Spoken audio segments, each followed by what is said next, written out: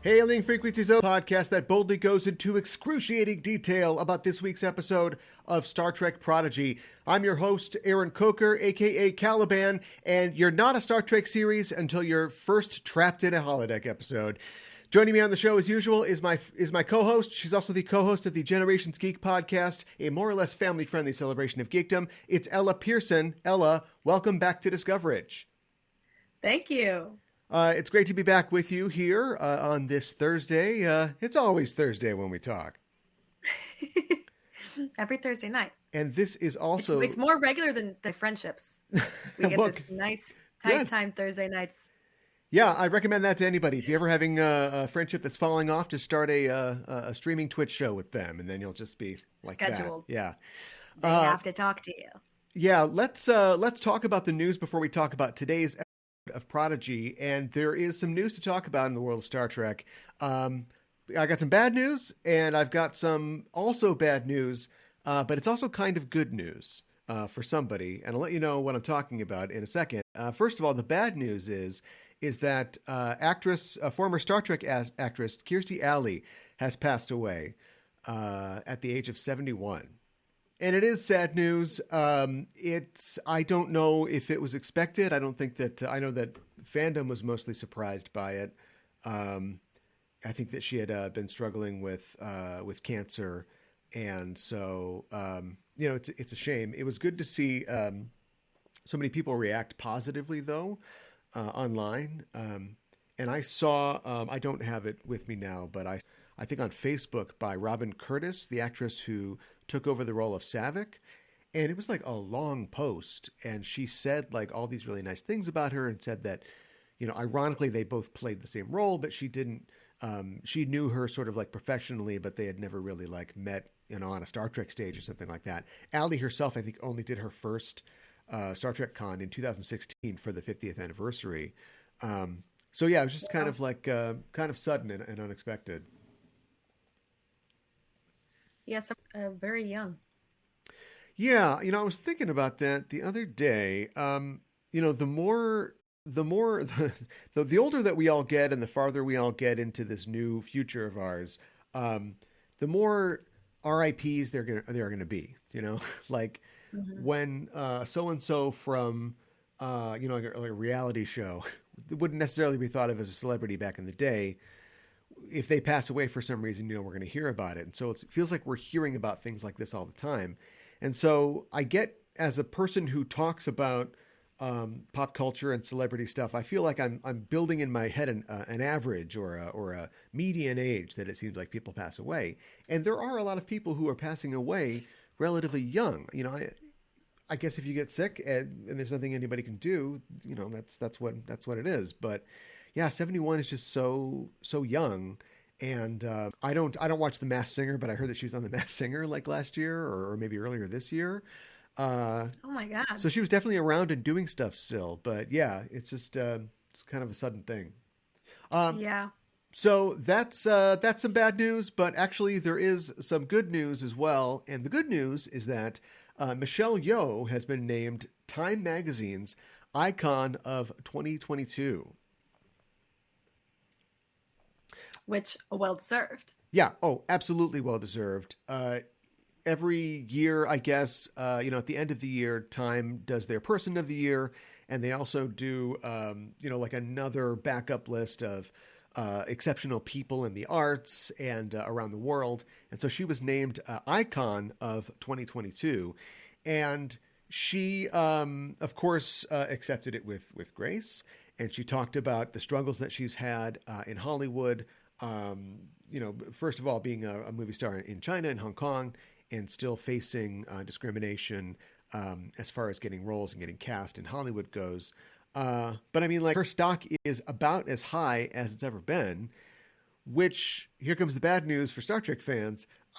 We're never going to get this Section 31 series at this point, are we? Like, it's just never going to happen. Like, every 6 months, Michelle Yeoh, best smelling celebrity of all time. Another 6 months, Michelle Yeoh, president of Earth.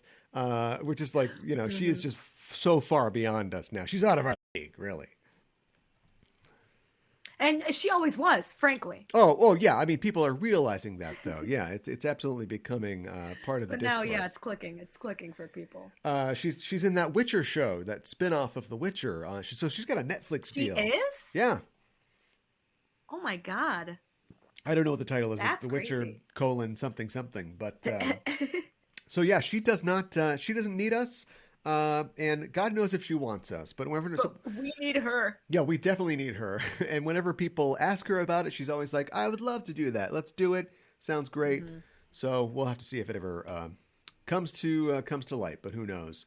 Well, let's talk about our episode, the episode that we're here to talk about tonight. We've just seen the 17th episode of the first season of Star Trek Prodigy. It's an episode called Ghost in the Machine, and we're here to talk all about it. But first, as always, a warning. We're setting a course for the spoiler zone, listeners. So be warned, we're glad you've decided to join us. But if you haven't seen the episode, spoilers are incoming. The official synopsis for Ghost in the Machine is... We don't need a synopsis. You know what it is. It's Baby's first holodeck episode. They're trapped in the holodeck. You know how this works. Hopefully it won't be like the other ones, though. This is for kids, though. This is just for kids. Stay out of the Riker files. Stay out of the Barclay files. This episode is written by Chad Quant. It was directed by Andrew L. Schmidt. And there is no star date for this episode, but it does take place in 2384. And let's just dive right in. What did you think about the episode Ghost in the Machine? I mean, I liked it. I feel like a holodeck episode, slam dunk. Yeah. I thought it was a good, they're sort of walking the line of like being a kid's show, but they want to be a little bit, I feel like they want to be a little bit intense. They don't want to make it too like nice, I don't know, or like easy for kids. Like I feel like they want to be like the whole like getting jumped by the like Tellarite like street fighters. Tellarite like, biker okay. gang. Yep. Yeah. Yeah. Yeah, that was pretty great. I also liked, I don't know if this is an age thing. Maybe we can find out right now. I've never done an escape room, but it never really occurred to me before. Like the holodeck's kind of like an escape room, or it could be like that. And so they keep kind of going from, location to location, and we've got to get the key, and we're sort of following this all the way down. And I thought it was a very clever kind of twist to have it be a situation where they don't really the computer itself is like, no, we keep the game going, and so there is no solution. And if they doggedly keep trying to do that, they're going to miss the point and they'll be trapped forever in this ship. And they get out just in time. I thought that was a neat development.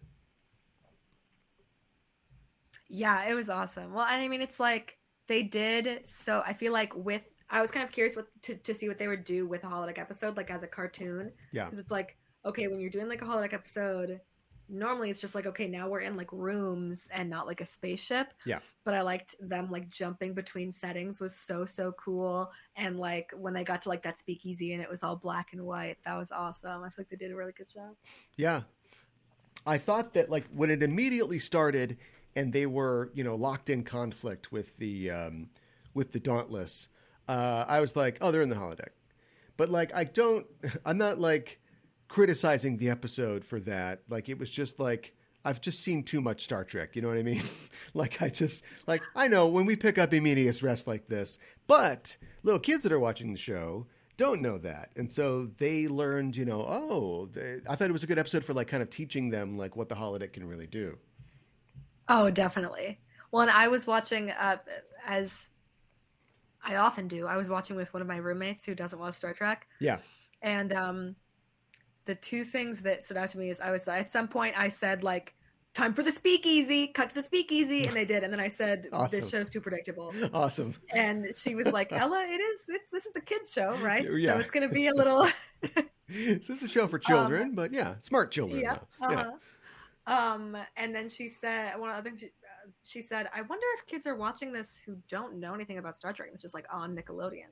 And I was like, I hope so. Oh yeah. They have to be. And they learned a lot today about the holodeck.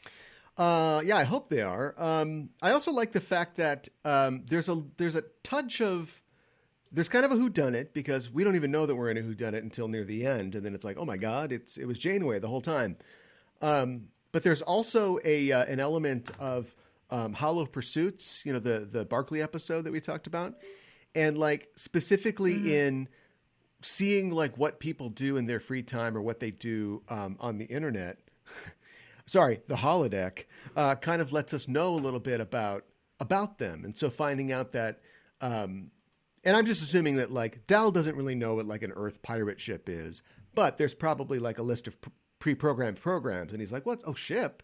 and went in there. And so the fact that he's hanging out in this program, trying to probably work on his captain skills, it's like, oh, that makes a lot of sense that he would be doing that. Or that that Rock Talk has like a Pokemon hospital or something like that. It's just like, it's Yeah. all right. That's right on brand. That's super cute. And I also thought it was interesting that Zero would have this sort of escape room, cellar door secrets or It whatever. reminded me of Mist. Yeah, I was thinking that too. Yeah, I was wondering. I was gonna make a joke about that, but I don't know if anybody would get it. But if you don't, Myst was a series of PC games that are like the original like point and click kind of adventure where you're trying to figure out things in the environment. And yeah, a lighthouse and a tower and old brass things is Mist was like very Myst. so much better than any other point and click game. Like it's hard to even call it a point and click. That game was so good. Yeah. Um, the the what was it, like full motion video or whatever, like the first early CD-ROM games. Um, Yeah. you had to have a really good computer. My computer always really chugged when I tried to play Myst, but like, I don't know how I played it. My dad had some weird workaround because we've always had Macs, and I remember him being like, oh "Look at sure, this no, I game," think it and I was was on like, Mac. Yeah, "Yes, yeah. yes." Oh, it was. But yeah, but like having that, and then also the fact that like Zero is a Medusan who we still don't really know a lot about Medusans, although they're fascinating. Wanting to play with books and magnifying glasses and not having any hands, I thought was kind of interesting. Um, I wonder if I'm sure there's probably plenty of like extended universe book content about what the Medusans are all about, but yeah, it was just interesting to see the kids um, unknowingly kind of express themselves like through their choice of programs. Um, Having Jankum find this like weird biker Street program. fighting sim. Yeah, but it's also like, yeah, Mortal Kombat or something like that. Yeah, yeah. But you have to imagine that people in their world, probably do that. They're all gamers, right? So they're all blowing off steam, in the holodeck. Just make sure those safeties are on. I just would love. I was thinking when I was watching it, I was like, the closest I've ever come to like a holodeck is I did this like VR, half like not VR, like experience, like War of the Worlds experience when I was in London. Huh. And so it was like part of it is like you're sort of like you're interacting with actors and you're walking through sets and like stuff will happen, like the lights will go out and the house will shake and like weird stuff like that. And then for parts of it, they're like, you need to wear this vest to cross we're getting in a boat or like whatever, and they make it in the experience, but then you have to put on like a VR thing. Sure. And I was like, and it was like it was other things that I was like, is it dumb that I go do this by myself? Number one. Number two, it was like 80 pounds or something. So I like called my dad and I was like, can you pay? I'm out of money. Please, please. But it was like one of the best things that I've ever done. It's like I think about it so much. And I feel like I feel like we're so close to like almost a holodeck. Like have you seen those like 360-degree treadmills where they like strap you in? Yeah, you like sort of like, and so you can like walk with the VR thing on. I'm just like I feel like I can just taste it. I'm gonna be right there with Data. A holodeck VR simulation. Data Geordie, Sherlock Holmes, yeah. Well, and me. hopefully maybe that will condition people to handle things. Because when I went to London with my family, we walked down the street and my mom just said the whole time, "We're in London. We're in London. Yes, we're in London. Yes." So anyway, Exciting. it can be overwhelming. Yeah, yeah. Let's see what else happens in the episode. Twitch people, we know the video doesn't work. As long as you can hear us, just shut your eyes and imagine our gorgeous faces, and we're gonna go on from there. From very fun, very playful. Again, not a detraction, not a criticism, but probably like the most young 8 to 12, ages episode, or eight and below. Very easy to understand, very fun. They're eating ice cream and stuff. And then it like turns on a dime and becomes super dark. Their mentor, a character that the audience is an avatar of a character the audience knows, is like, oh, I've been the bad person the whole time. And I've got the secret, I've got the codes and the keys to the ship, and I've given them away. And, use your virus program, I guess. Awesome cliffhanger. I was watching with my girlfriend, and it got to the end. She's like, now that's a cliffhanger. And it's a great storytelling wise. It's a great thing too, because they come full circle, because you take that fake out at the beginning and they put us in that exact situation at the end. Mm-hmm. That's like, if this was a full length TNG episode, we'd have fake out at the beginning. Then for the middle part, the crisis, you would face that exact situation and be like, uh-oh, now what? So, I don't know how they're going to get out of this one. They'll find a way, but I don't know how. They'll find a way. It's have been like a little bit wild. Like I feel like we did the show last week about the past 2 episodes, and we were both like, "This is a kid show, right?" I'm a little confused. What's going on here? Yeah. And then I watched this episode, and I was like, I have no idea. And it got to that point, and I was like, if they cut to credits, I'm gonna freak out. And they cut to credits, and I was like, damn it. Yeah. But I think that it is like something's gonna happen. Like they're gonna get out of it, obviously, because they're gonna. But like something bigger is going to happen. I feel like in the next couple episodes, which I feel like they've been building to. Yeah. Because for the past few weeks, when I turn it on, I'm like, something is gonna happen this time. Like I feel like we're waiting for something bigger to happen. Yeah. Although at the same time, I don't feel like it's not boring in any way. No, not at all. But I do think that idea of them, first half of the first season was they've got the ship, they've escaped, they're kind of learning the ins and outs of the ship and running into crystal shrimp and stuff like that. And this has just been more like, come on, guys, we got to go to Starfleet. Like every episode, they're kind of settling into like, well, this is our premise now, right?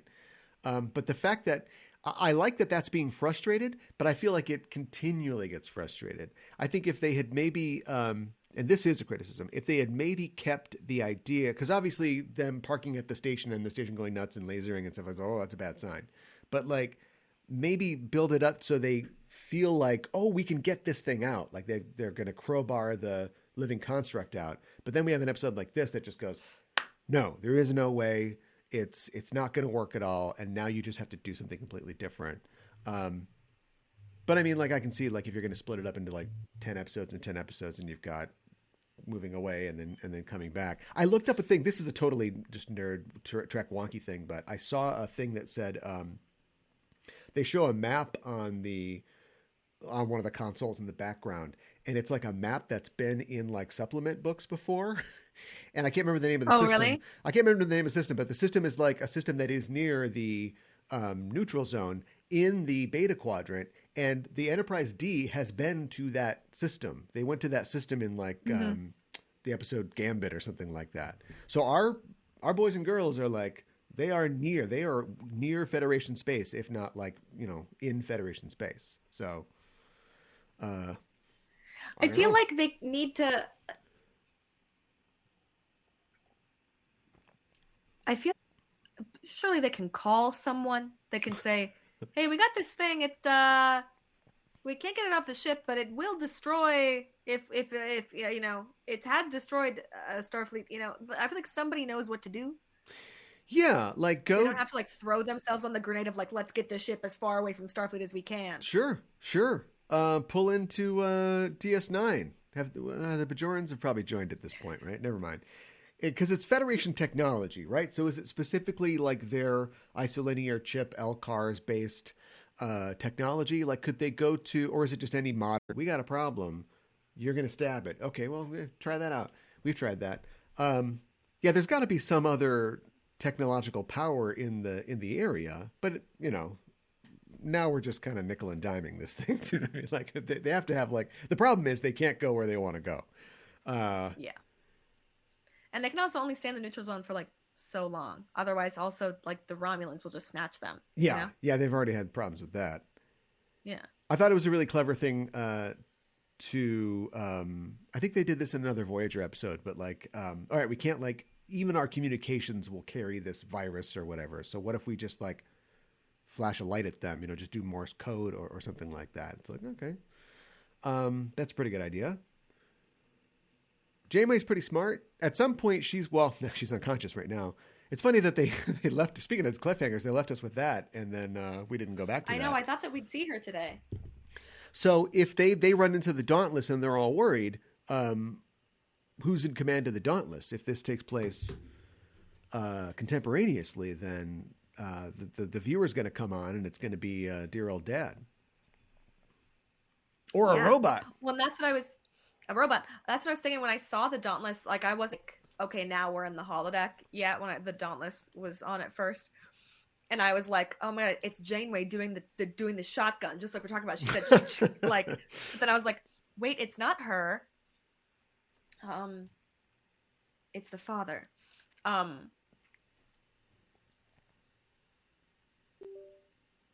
Yeah, I don't know. I feel like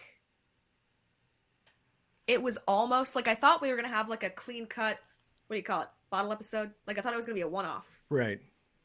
Yeah. And we had this like twist. They find the key. And like you said, pretty dark for a kid's show. Yeah.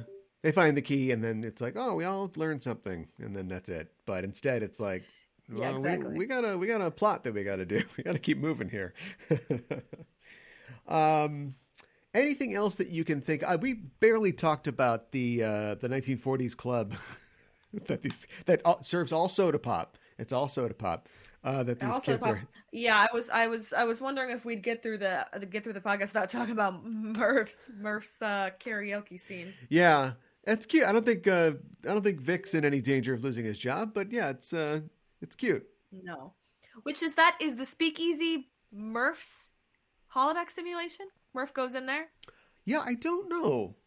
Like I said, I recognized him. I'd have to imagine that maybe it's Is that the implication? Here's a thing. All right, we can get 5 minutes out of this, no problem. Let's go. Do you ever remember Chakotay doing anything in the holodeck other than his ex-girlfriend like trying to kill him inside of it? Like he never had like a favorite holodeck program, did he? Maybe these are Chakotay's favorite programs. This is his ship formerly. So maybe he likes a 40s club situation. That's big-brained. Maybe he wants to do some pirate stuff and likes to solve a little mysteries, in his spare time. I could see Chakotay wanting to do the classic pirate bit. Yeah. I also like the fact that, and hopefully we'll be doing this from now on, but like, it's not like a sweat lodge or something like that. Do you know what I mean? Like it's okay for people of all nationalities and faiths to just enjoy a 40s speakeasy. It doesn't have to be like, I am a mono person, and so it's like, what's it? Akuchi Moya 2. Let's try this one. Like, it's not like that. It's just like, yeah, in my head canon, these are his programs that they're going through. Wherever he is. That's a good one. That's a good idea. Wherever he is. Trapped in the future or wherever he is. Talking about Murph reminded me of something else funny that my roommate said she saw the first time in the episode. She said, I like that thing better when it was a slug. Yeah. Which cracked me up. It feels like they felt like they had reached the limits of what slug comedy bits could do, and so now if we give him also like arms and legs, he can do more goofy stuff. Cut to Murph so he does something cute, Yeah. But it's not just cutting to him. It's like the Puffin knockoffs in The Last Jedi. You know what I mean? Oh, no, you take that back. No. Never. Speaking of cutting to him, though, I noticed in this episode, and this is something you can do now that his head stands a little higher above the ground, is that they were like walking through a scene and he can be in the scene because usually he's, he has to be either on somebody's shoulder or we cut to him sit on the burp. Yeah. Yeah. But now Gwen was walking through a scene and then his little head is like reacting to things. And it's like, oh, okay. Yeah. So maybe that's what it was. Maybe they had like this is cute, but we want like a more anthropomorphic guy. And then who knows? Yeah, it's serving me Uncanny Valley. Is the Season problem. 3, it's we not get serving me cute little guy. We get Chatty Murph. We get Hot Squidward Murph. Season 3. Stop. That's where we're going with this. Oh man, what he actually starts speaking. It's just Morgan Freeman's voice.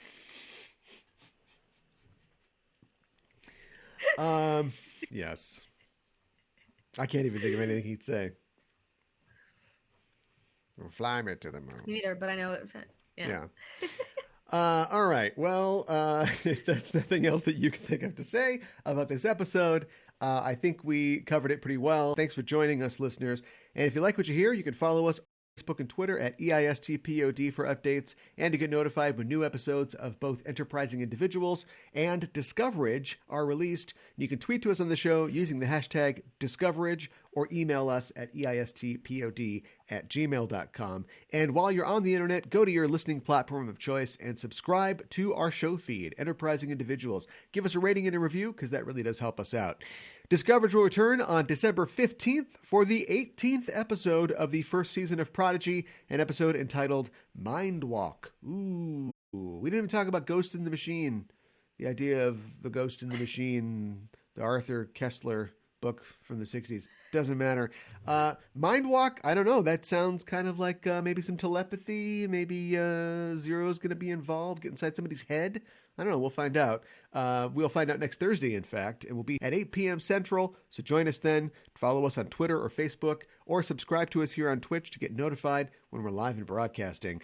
In the meantime, why not check out our main show, Enterprising Individuals, at enterprisingindividuals.com. Every Wednesday on the show, I and a special guest discuss in excruciating detail a selected movie from the Trek franchise. This year we're talking about the Trek movies, so join us for that. And our most recent episode has dropped. On it, I'm joined for the second part of a conversation with film critic and YouTube personality Darren Mooney. We're talking about Star Trek Into Darkness. Blindingly brilliant or just blinding? We get to the truth. Join us as we continue to cover every Star Trek film this year. One left, of course, one left. Before the end of the year. You can find our show at enterprisingindividuals.com or wherever you get your podcasts. Thanks as always, Ella, for joining me to talk about tonight's episode of Lower Decks. What is Lower Decks? Tonight's episode of Prodigy, and remind people where they can find you online. Thank you. Last week I think I did my personals because we're all operating under the assumption that Twitter is going to go down at any second. Yeah, so I'm Gondor Gold everywhere. And again, because it's the only thing I have to my name. Okay, I don't own a house. I'm 25. That's Please, all I got, sir. So nobody take it. My child. Yes. Yeah. I don't think it's going anywhere, but you might have to pay money to keep being on there at this point, is what it sounds like. It sounds like he's we'll see. He's squeezing this thing for all he can get. So, yeah. But you can find me on Twitter as long as it's there at KA1IBAN. You can find all of the shows on our network at Just Enough Trope. And again, subscribe to us here on Twitch to get notified. Hit the bell icon. Do all the stuff to get a little message when we go live. And that is it for us tonight. Thanks for listening. We are signing off. This is Aaron for Ella saying live long and prosper.